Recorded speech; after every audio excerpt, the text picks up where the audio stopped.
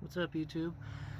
Just wanted to talk about this new oil pan that I got for this compound turbo kit I'm installing. It's the lower oil pan by the dmax store. It's got a couple cool proprietary features about it, and I'm pretty happy with it. I just wanted to talk about it. There's a few reasons why I decided to choose this one, and that's one reason because of this guy. And, you're probably familiar with the Fumoto valve. This is a bit of a different one. I believe the normal Fumoto valves, like the inside of it is like a 1/4 inch diameter, 3/8, something like that. This is a full-size huge ball valve on the inside of there, so you get much quicker draining rather than the smaller ones that fit a normal size. You cannot put this one on normal oil pans. This oil pan was kind of specifically made for that. If you don't want that, you can get, as an option, the size drain plug to fit this pan, but I think it's kind of a no-brainer. It's no extra charge, it comes with it. So it's got a port there for the oil temperature, which I kind of want to do, just because I tow a lot and I think that would be beneficial to have. The other cool feature was this guy right there. It's my turbo drain port. It comes with a port, and so I don't have to tap.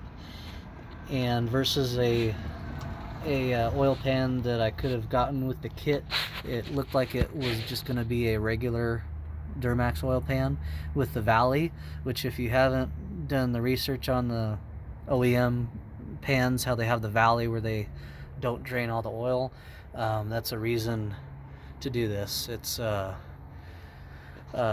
definitely an upgrade. But one thing with installing this pan is your studs are going to have to come out.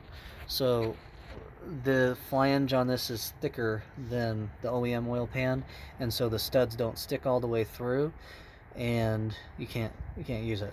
So you're going to have to remove the studs and use all of these Allens, which I wasn't particularly fond of to begin with. Them being Allens, I'm like, why not just use the standard hex heads that come out of the OEM one? But it's the pan is physically larger. It holds a little extra, and you can't get the those hex heads in there, so you got to use these smaller Allen heads. And you're going to need a T kind of a T handle Allen socket to install these. If you got a transfer case, you're extremely close. I think it was one of these guys.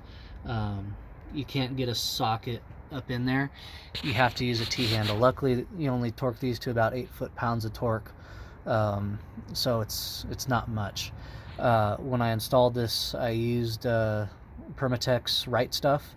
It has a 90-minute cure, but I left it for a couple days because it's kind of torn apart, and while I do this compound turbo kit, which makes sure you stay tuned to see how that turns out. You can kind of see my oil feed line, and there's see that red is a bit of hint of what's up there.